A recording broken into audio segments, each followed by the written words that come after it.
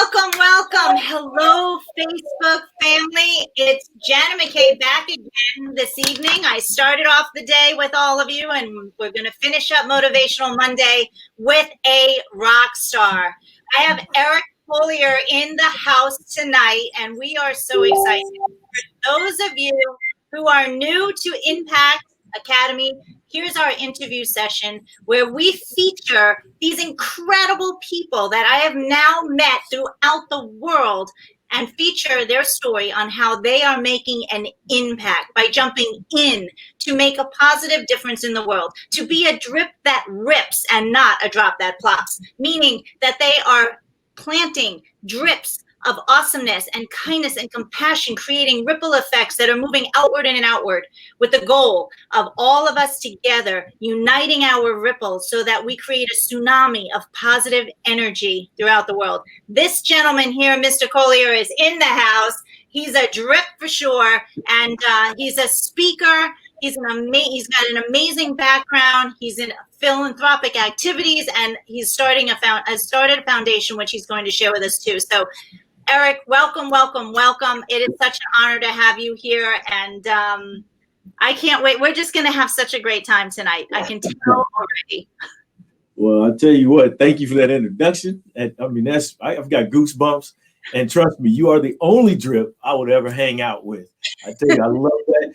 The drip that rips, that is awesome, because you definitely, we haven't been in a room together, but when you come into the Zoom room or any other room, the impact you make on everybody, to be able to connect everybody, the smile, the energy, truly love that about you. And so I'm glad to be here with you. And by the way, I did enjoy watching you on the Les Brown Summit. That was awesome. You brought it, and I loved it, and I really enjoyed it. So thank you for having me. Yes, thank you so much. That was quite the honor. And that is how Mr. Collier and I met. We share the same love and passion of getting our voices out there for people and sharing our stories. And Les Brown has provided us all with an amazing vehicle.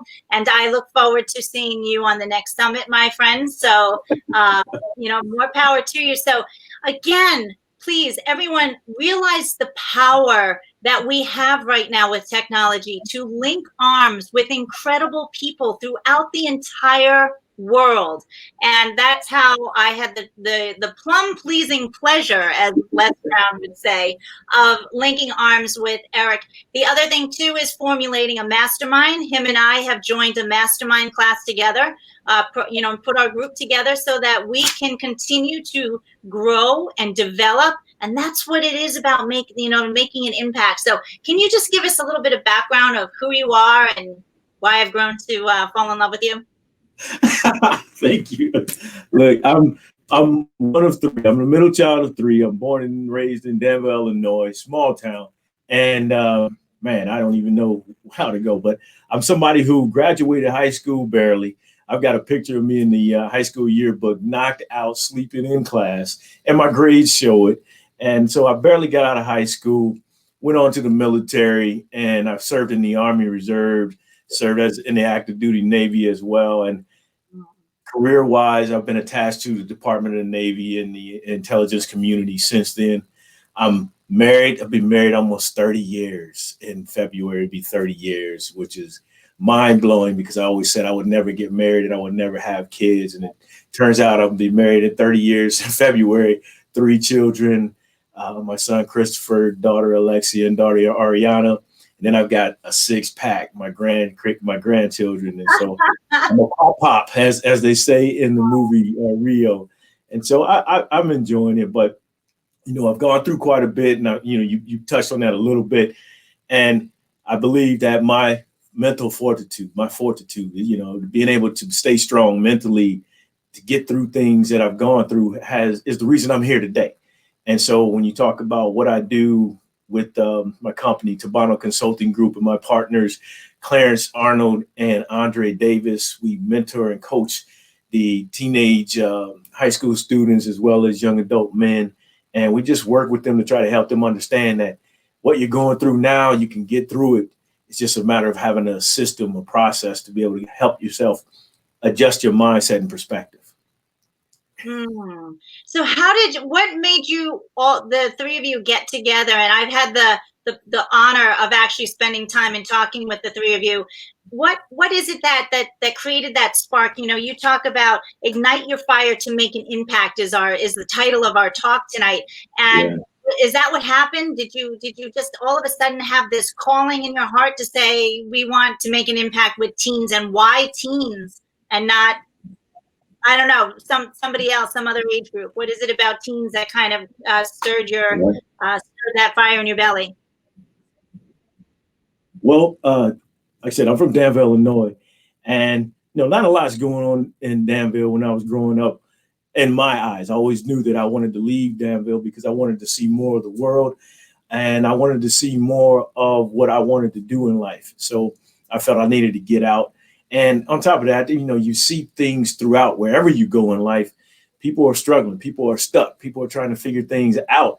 And so Clarence and Andre we just happened to get together one day and started talking.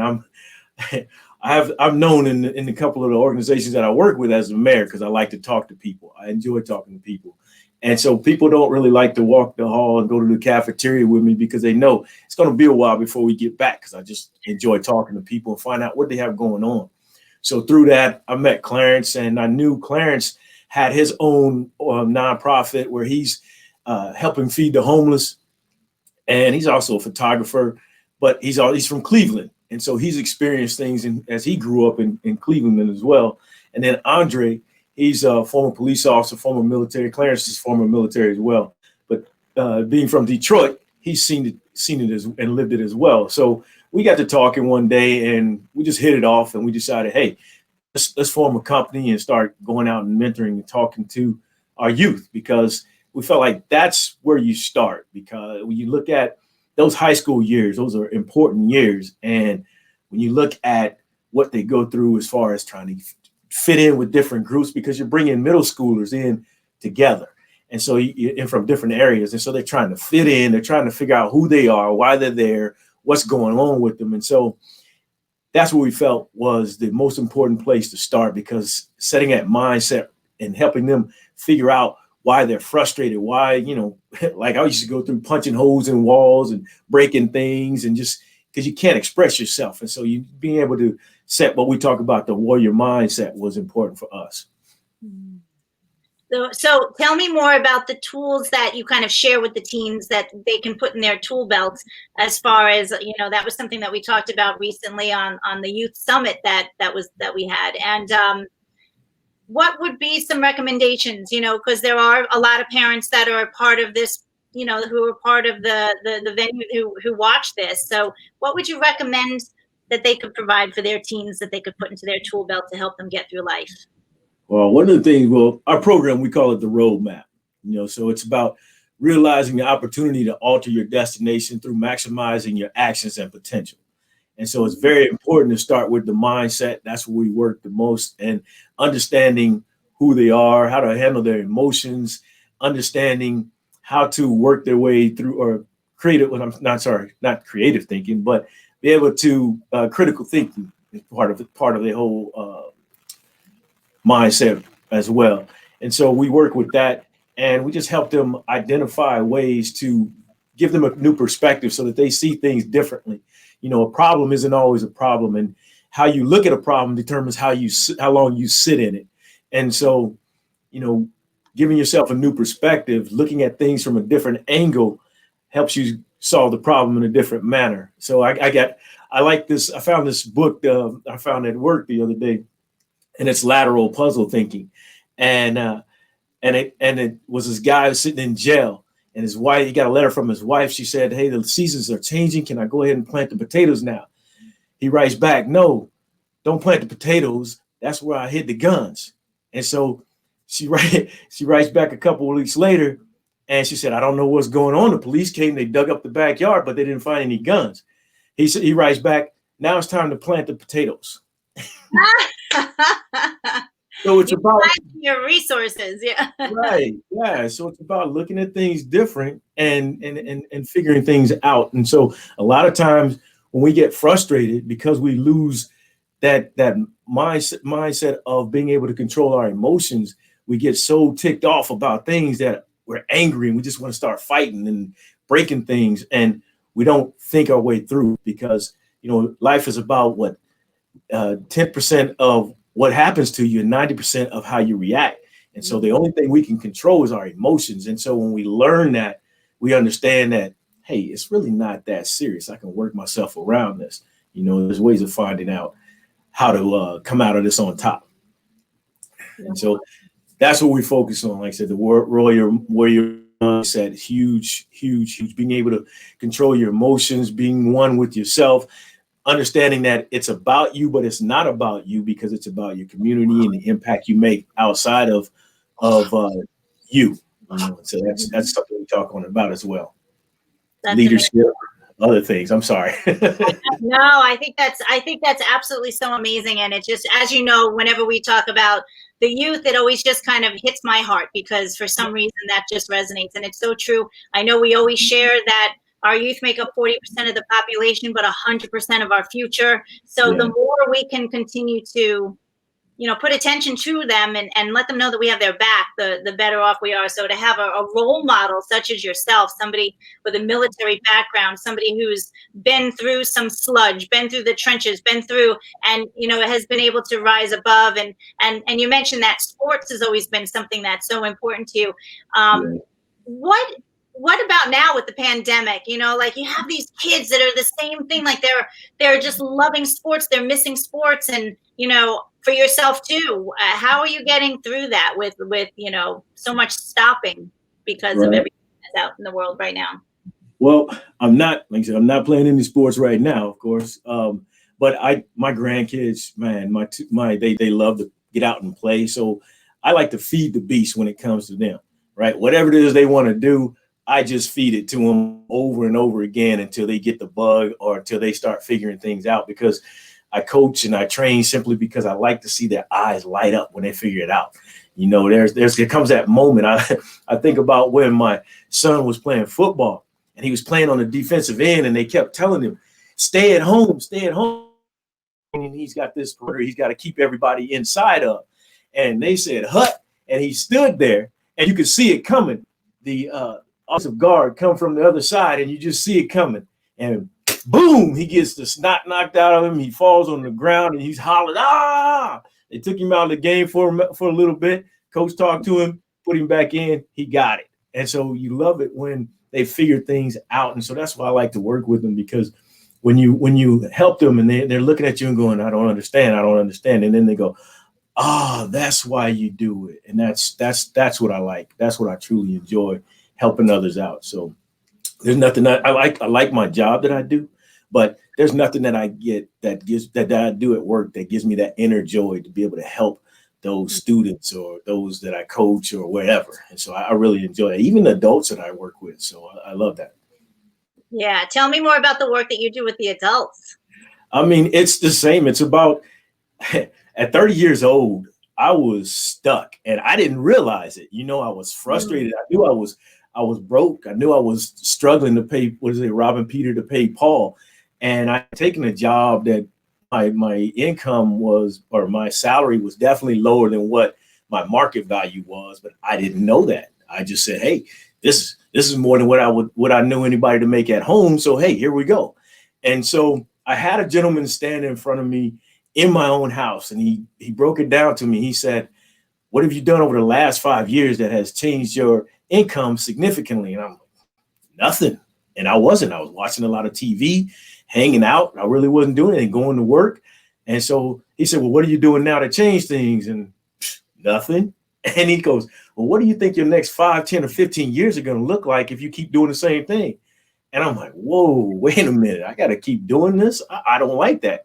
And so it was at that moment, my light went off. And I'm like, oh, how do we change this? And so I began to work with him. And so that's why it's important that you pick up a mentor. Mentors are huge. Our ego and our pride sometimes doesn't allow for that, because we think, I got this. I'm a man. I got this. I can do this. I'm a grown person. I can handle this. But sometimes you don't know what you don't know. I talk about dissecting life's puzzle. We are all given this puzzle from the moment we're smacked on our butt right? The moment we're smacked on our butt, we haven't agreed to take on this life's puzzle that we have no idea how it's supposed to look. We don't have any instructions. We don't have any guide. We have no idea of what it's supposed to look like. And it's our job to figure that out. And we have no idea. And that's why we get so frustrated. And the people that we're around, the people that we learn from, the people that teach us, we see what they're doing and we start to imitate that. And we start to make that our life. But there's something inside of us that's looking for more. And so that's why we operate in this comfort zone that's always green. And we kind of touch in this yellow zone and we don't really know what it's about. We just touch in there a little bit, try it out, and well, oh, it didn't work. Well, let me get back in here where I'm safe. But you're really not safe in the comfort zone, as our friend Jake Fowler says, right? And so then there's this red area that we have no idea about. In fact, some of us fear that area, but we don't even know. We've never experienced it. We've never been around anybody who operates in that. And until we get a mentor, somebody who's operating in that area, somebody who's willing to help us amp it up, right? Assess my performance and start accessing my power. That's huge. When you can get somebody who's a mentor and starts to apply more pressure to you to make you find out exactly who you are, that's when things start changing for you. But until you're willing to step out of that green zone, right, that comfort zone, and actually operate in the yellow and red areas, you'll be frustrated. So I try to help those adults who I run into to realize, man, I was there at 30 and I'm under construction for life. Trust me, I've made mistakes along the way and I still continue to make mistakes. But if you're not making mistakes, you're not trying. I'm back at that 30 years old and I'm not doing anything. Like what Muhammad Ali said when he said, hey, anybody at the age of 50 that still thinks the way they did at 25 wasted 25 years of their life. And so don't want to be that individual at all. I love that. I love that so much. The other thing too about when you reference the puzzle, that our life doesn't have a picture on the front box, right? No, yes, I right. love that. It's when you think about that whole analogy that truly we are born and we're just putting all the pieces together of what our box of life is supposed to look like, Yeah. and we get the opportunity to create it, which makes it so amazing. Right. So how was it that, like, who was your mentor? Who became your mentor? What age was it that you actually Right. because so many people are stuck. I'm 53, I'll admit it. I'll throw it out there. And some people are like, oh, my life can't over. My life is this. I can't, it's too late. I can't. And there's no such thing. Everything has a starting point and a restarting point. And like you said, you are under construction the whole time. And so you're constantly restarting. A child will fall down trying to learn how to walk. Boom, boom, fall, boom, get up, fall. And they just get up. It's no big deal. Us, we're like, oh, we lament about it. We just get all crazy about it. We're like, I fell, I can't do this. And like Les Brown says, if you're going to fall down, you're going to land on your back. Because if you can look up, you can get up. Right? So what advice do we give to people? Like, can I get a mentor at 53, or am I too old? Or I truly am all about mentors and coaches. So I might not be the best example, but there could be somebody watching this right now saying, I'm turning 60, but you were just like, you're in your prime. 50 is fabulous. 60 is prime. I'm sorry. Well, you looked at, what is it? Ray Kroc was in his late 50s when he got McDonald's going. You got Colonel Sanders, 65, when he got Kentucky Fried Chicken going. And there are other examples that are out there. It's just a matter of you making the decision to start doing it now. I say how do you know you're late? The day you don't wake up to participate. That's when you know you're late, right? And so you're never too old. I talk to my mom all the time. She's 78. And I say, Mom, you're never too old to do something new. It's not, it's in you. We are created to want to do something more than what we are doing. And we know this because we're still, in some cases, we're still dreaming, right? Now, everybody, I believe, dreams, but what makes a dream come true and what makes a dream go away is how you look at it. I looked at it before I met Earl Mann, who took me under his wing and introduced me to Les Brown and Tony Robbins and Jim Rohn and Brian Tracy's work. Before I met him, it was like my dream of becoming a Major League Baseball player was over. I had nothing else left. I didn't know what else to do. I had no idea who I was, where I was here, where I was going. And it was when he took me under his wing and started introducing me to personal development, that's when things changed. And so that's what you have to do. You have to get yourself around those people who believe that it's still possible, right? It's still possible to make something happen. The reason why you've got suicide rates up high right now, the domestic violence rates are up high. The reason you've got the income levels, people are frustrated financially because of the mindset that they have. The mindset of that, oh, my job fired me, I've got nothing left. I'll just sit here and wait till something else happens.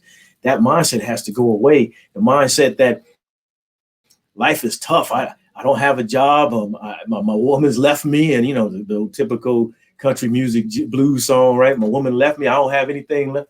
Hey, man, you still got you, right? The one thing you got in this whole puzzle is you. And when you figure out you, that makes life more enjoyable. That is where it all starts. But people don't want to put the work in, and then some people think it's a microwavable process. Well, I did it today. It didn't work. The life is still the same. It's just not happening. It doesn't work like that. It took you 10, 15, 20 years to get to that point. It's going to take you 10, 15, 20 years to get out of that point. You just have to start planting that seed, right? That's what farmers do. You plant the seeds, you go to work, and you start taking care of the land. You start pulling weeds, you're feeding it. I'm not a farmer, but I'm just thinking this is what they would do, right? Plowing the fields and all this other stuff, watering it, and making sure the rain is coming, right? So that's what your job is to do for you. You have to take time out for you. If you don't take time out for you, man, you're missing the boat, man, so much. And I didn't realize that until, like I said, Earl impacted my life then. And then some years later, I'm sitting in the office, 2004, with my buddy and mentor, Sean Trice. And we're sitting there talking. And at that time, I already knew I wanted to be a speaker. I wanted to help impact the lives of others, because that was where, the joy was for me. And so he said, well, why aren't you doing it? And I said, well, because I got this financially, I'm not ready. I don't have a story. I don't have this. I don't have that. I can't do this. I don't have the time, and blah, blah, blah, blah, blah, the kids. And he said, man, sooner or later, you just got to do it. Right. And I'm like, yeah, you're right. I gotta do it.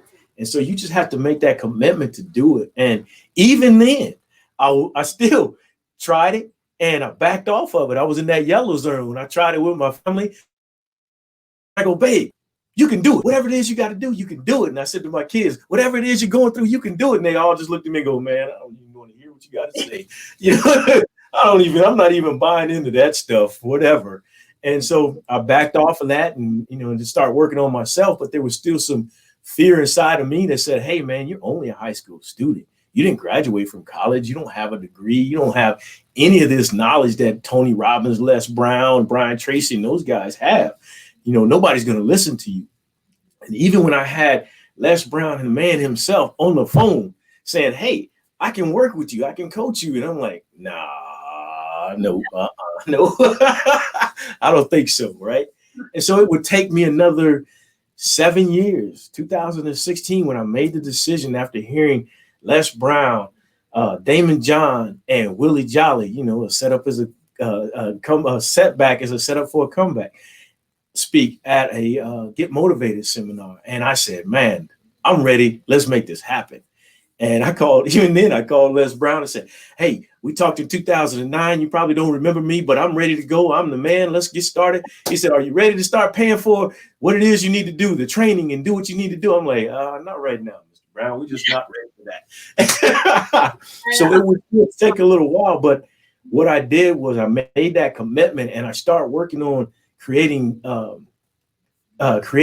stories, creating speeches. And I just started working until the opportunity I got now to work with Les Brown, learn from him, and to sit in there with individuals like yourself who are having the same dream, on the same mission to be able to help others. And so that's why, I say it's about mindset and getting yourself, making that commitment. So, man, I'm sorry, I just ramble on. I just get caught up. No, you're just getting fired up now. And it's so true. It's like, how many people, I know Lisa Nichols says it all the time, are in that game of double dutch where, right, the ropes are going, they're like, okay, all right, I'm going to jump in now. No, wait. And it's just like, and she says that it's a game of double dutch. I'm like, yes. I'm like, I'm just jumping in because your parachute is not going to open unless you jump. Yeah. You know? People don't realize that. They just sit there on the double dutch bus just waiting for the bus to take them somewhere. You've got to drive your freaking bus. Yeah. You know? And like you said, when you see a kid's eyes light up, or you see somebody get that passion when they just all of a sudden they like, oh, when they get it, and you're like, yes. And I just heard an interview literally with Bethany Hamilton. I don't know if you know her story. She's the surfer who at age 13, lost her arm from a shark. Yeah. And a month after that happened, she's back on the surfboard because somebody had given her hope. I don't remember the gentleman's name, but he had lost a leg, a surfer who lost a leg, shark bite, and went to her in the hospital and said, you can surf. I believe you can do that. And that's all she needed was just that hope. And she says, I don't need easy. I just need possible. And I know we hear that all the time. It's possible. It's possible. So stop the doubt train, right? Get off the damn doubt train and just, and you know what? If it works, if you jump and it doesn't work, it's okay. It's a lesson learned, right? Yeah. So I'm probably fallen off the bus a number of times and still was able to get up and learned a lesson. Or were there any moments that you can think of where that happened or that you helped inspire them to get back up again when they fell? I was devastated. I got a chance, like I said, after high school, didn't have the grades to go to D1, play for a D1 Division I college in baseball. So I went to community college and got an opportunity to walk on. And coach said, you may not play this year, but I'll give you a tryout. I tried out. He called me that night. Hey, would you like to play? I'm like, yes, definitely. So I played. It was great. Played that year. Finished the season. I got a trial with the Cincinnati Reds, and I'm so hyped up, right? I had been practicing. I learned Bobo Smalls lived in our town. He used to play he's a pitcher in the Negro Leagues, the Cleveland, the Indianapolis Clowns. He taught me how to play, along with a couple other coaches, Randy Skaggs and those guys. And so Norm Trimble. So those guys, and along with my dad too. We got to put my dad in there. My mom even played catch with me. But anyway, so I got a chance to try for the Cincinnati Reds, and I wasn't ready because when you don't do the things that you're supposed to do, all the things that I was doing to get me there, I didn't do. I stopped doing. And I was hanging out. I wasn't going to class. I was doing everything but focusing on getting better at baseball. And so when they said, you know what, we'll watch you next year and see how you work out. Went into the next season. I'd already buried myself with the grades. I pretty much couldn't play baseball. And so when all that went to an end, it was like, man, I was devastated. What to do next? And so that was tough for me. That was a tough time. And I had to get my mind. I couldn't even watch baseball for a while because I just wasn't there. I just thought, hey, that was it. And so you have to realize that it's something I teach my grandkids all the time. When they fall down, all right, get up, dust yourself off. Let's go. Let's get back on there. No matter what it is. My wife gets mad at me. She said I'm too rough on her. But you have to get up and dust yourself off. And like you said, as adults, we get in there one time and we fall and we go, oh my God, it's not gonna happen now. But we just got to dust yourself off and keep going. I say this, I lived all those years not doing, failing and not making things happen for myself and my family. That was the most important part, right? You're not doing it for your family. Wow. Who are you going to do it for? And I say, if you can take 5, 10, 15 years losing in life, not succeeding in life, why not take 5, 10, 15 years working towards succeeding in life, right? It's an opportunity that's out there for you every day that you wake up. It just comes down to you making a decision to go for it. And we found that it's not in our jobs, right? Because the job can go away just like that, right? What do you do next? I've been laid off. I got laid off in 2013. I was out for 11 months and 2 weeks from full-time employment. Because you know why? In our field, the longer you out and not getting paid and your bills get behind, it's harder for them to hire you. So it took a while for me to get back in the position, but you have to find what it is that drives you, what pulls you, whatever you want to look at it in life, and then you just start going at it because it's possible. Only reason it's not possible is because you're not trying. It's so true. So people really just need to be still and identify what it is that lights them up and do more of that. And I think a lot of people know that at a young age, and they they they go in a different they follow a different lane because they're being told to that that's the lane that they're supposed to live. And I think that's why as we get older, we circle back around and say like, but no, this is where my passion is. This is what I'm meant to do. And you'll find, I don't know if you found this too, is that once you tune and tap and turn on that passion that you have, your gifts that God's given us in our heart, the lane and the road is so much smoother, right? And it just means that so many opportunities soon to come your way. Because one thing that I took out of what you were just talking about was like with the baseball, it's almost as if you self-sabotaged yourself. You knew that you had this goal, but whatever it was, ego, whatever it was, subconscious, said, you know what, let that doubt creep right in, that nasty little doubter. No, you can't. And if only Idas and all of the naysayers and all of they're not invited to the party anymore. And I think we still do that. So how do we get rid of that self-sabotage thing that's often just right there? Well, you have to. One of the things that I incorporate is positive self-talk. I talk myself to death when it comes to getting myself motivated and inspired to go do what I want to do. I have a big experience. I was thinking about it today. I'm in boot camp back a long time ago because I'm 51, so 87, right? And it's the final physical fitness test. And we've got to get through this 2 miles. And we're running, and I wasn't big on running. I'm not big on running. I don't like running. But I'm out there running, and the drill instructor says, Collier, you better get moving because if you fail, you are mine. Like, no, I don't want to be here. So I'm getting out of here. He's like, I'm gonna wear your butt out for the next 2-3 weeks. Oh, you're gonna come back to me, and I'm gonna hurt you, boy. I'm gonna hurt you. And I'm like, oh boy, I'm gone. So I start picking it up a little bit more, and I start talking to myself. I'm not coming back here. I'm getting this past this test. I don't know where in the world I'm failing this. Oh, somebody's up here. I'm about to pass him. Oh, you can't stop me now. I'm rolling. And you keep talking to yourself. When I get up in the morning, I know that challenges that I have going on, it takes positive talk, man. Les Brown's not there with me, right? I listen to motivational tapes and videos and everything else, but I have to be able to motivate myself. And if you're not willing to motivate yourself, it's gonna hurt you in the long run. People say it all the time. Motivation is crap, but you listen to them and they talk about how they drive themselves and how they push themselves. It's another form of motivation. You can demotivate yourself or positively motivate yourself. And the key is just knowing that the end goal is what you want, right? If you don't get there, big deal. What's Les Brown say? Shoot for the moon and settle for the stars, right?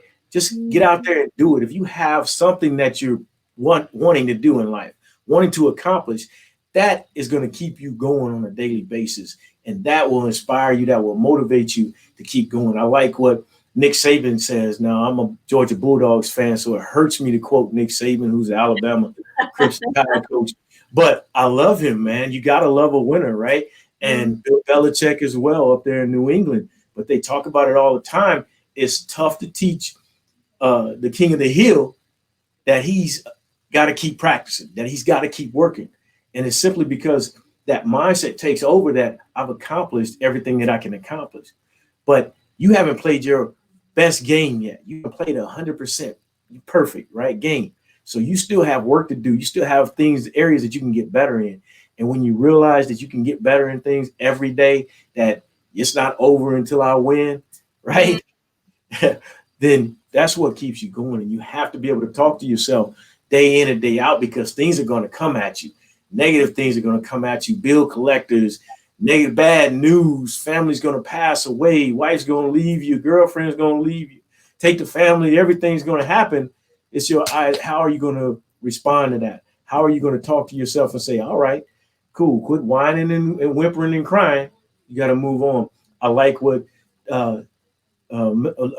excuse me, Dr. Miles Monroe says. He says that the wealthiest place in the cemetery, the wealthiest place in the world is the cemetery, because that's where everybody's dreams go to die, right? And so they no longer have problems though, right? That's the only place that's not going to have any problems. And they take all their dreams with them as well. So you don't want to be that person. So you want to wake up every day and embrace the fact that I do have problems, but guess what? It's going to make me better. It's going to get me stronger. Like I was talking in my video the other day, when the rain comes, that's how everything grows, right? That's where everything, the magic starts happening. The rain comes, sun comes out. We got that photosynthesis thing happening going on, right? We get stronger. Everything's growing. Trees, roots are growing, getting stronger in the ground, right? If you got plants breaking the seed, they got to break through the dirt. I mean, you need the rain. So embrace the fact that things are happening for you and just keep it moving. Oh, it's so true. And so often people wait because they think they have to be great to get started. But you don't have to wait to get started. You just have to get started to be great. And yeah, it's so true. And one thing that also resonated when you were talking too is that, getting out of that, you can snap out of a crappy state and get to a happy state with the power of gratitude. And it seems like you do that. And that mirror talk of saying good, positive things to you. So often we will say things to other people that we would never say to ourselves. And that mirror talk, when you stand in the morning, you're brushing your teeth anyway, hopefully we all are. Please, at least just brush your teeth in the morning, right? You're already in the mirror. So look at yourself. I love you, and just talk to yourself and psych yourself into the great day, because guess what? If you wake up and you have air in your lungs, it's a great day. And it's your opportunity to go out there, be a drip, and make an impact, which is so true. So I love, that you do that, and you just got to dust yourself off and just keep going, because guess what? You are going to inspire someone. And if you only inspire, if your words, if your actions, if your thoughts, if your smile makes an impact to one person, you've done your job. We are not going to, as Les Brown says, take that dirt nap without really finishing what we have been put here to do, whatever that is. And the thing is, we don't know what our puzzle is going to end up looking like, right? Exactly. We have no clue. More and more and more pieces, because we just never know when our time is going to be up. So make sure you use me until I'm empty. Exactly. But our tank is always full. It always runneth over. Yes. Yes, I agree. But, something to think about too. I tell people all the time, if you were to not do what you need to do, because we all know there are things that we need to do, but we're just pushing them to the side and not doing them.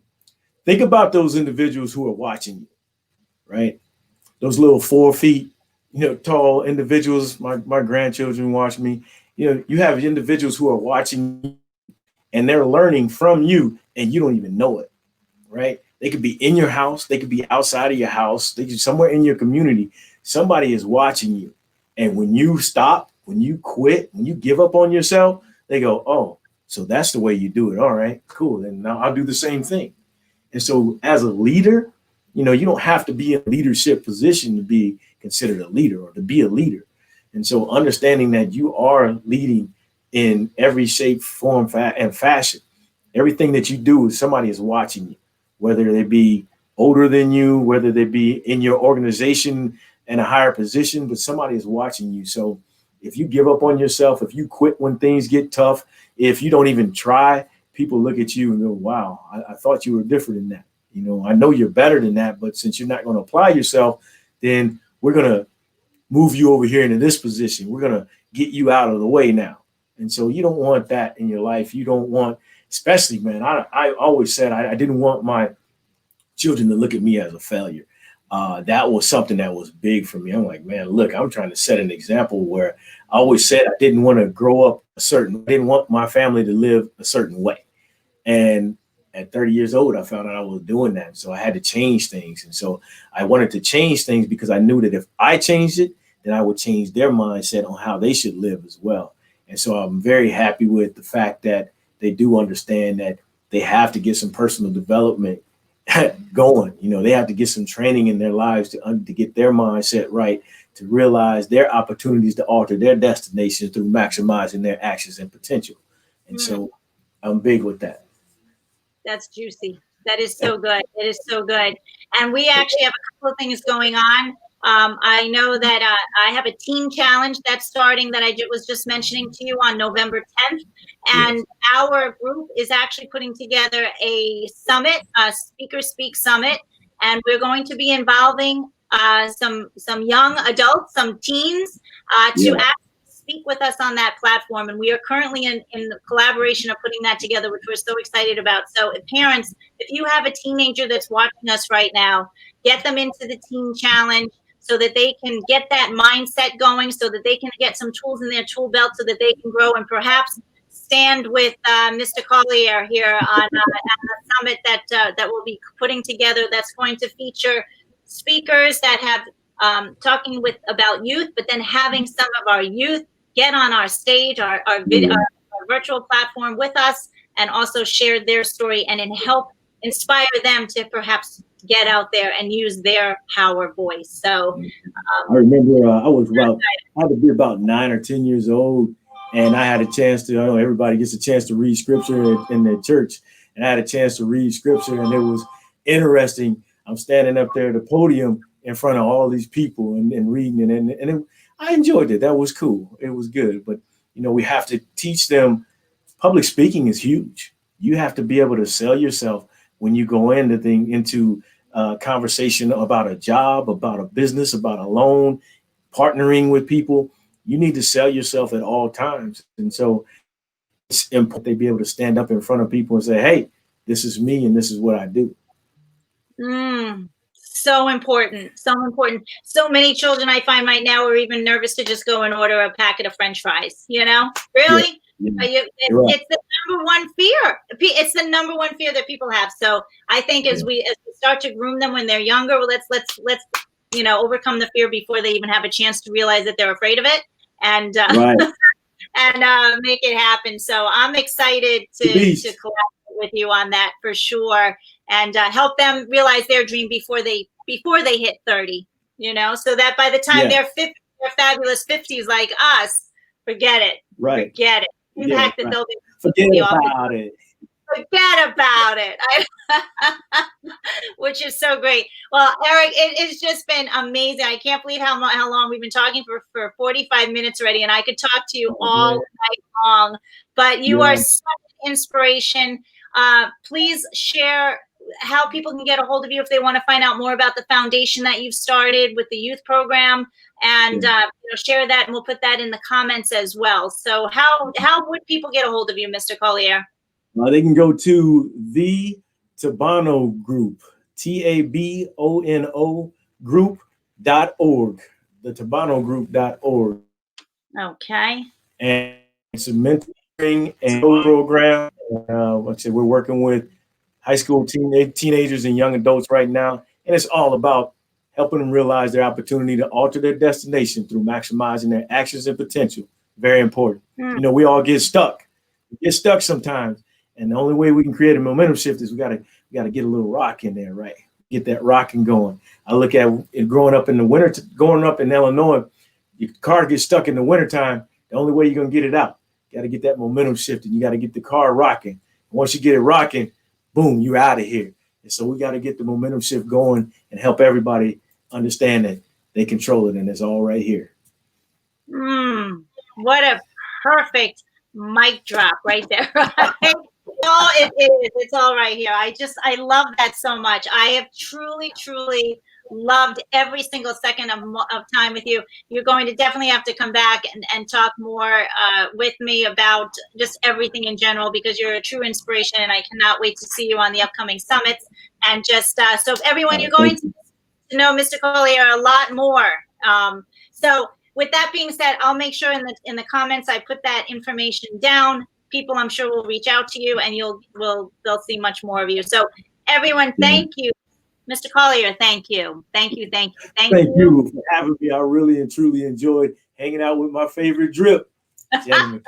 You are a drip rips. Talk about momentum, my friend. The ripple has been set in motion. It's out there. It's going, which is so good. Awesome. So yeah, so I love you to pieces. I thank you for your time. To everyone that tuned in, tapped in, and turned on to INPact interviews tonight on Facebook and around the world. Thank you always for your support. Always get out there.